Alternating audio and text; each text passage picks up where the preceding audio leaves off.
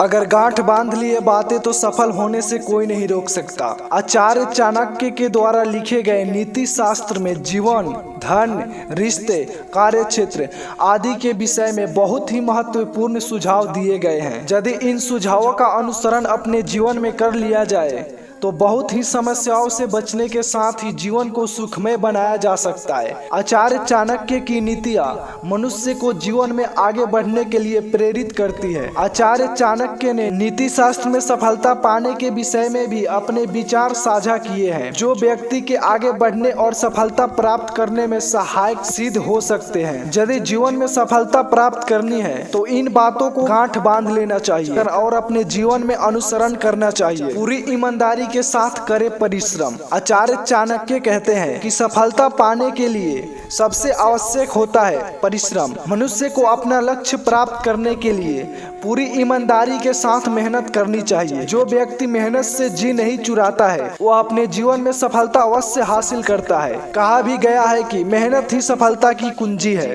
लक्ष्य पर रखे ध्यान। सफलता प्राप्त करने के लिए लक्ष्य पर ध्यान रखना बहुत आवश्यक होता है, क्योंकि यदि लक्ष्य पर ध्यान न रखा जाए तो व्यक्ति राह से भटक सकता है।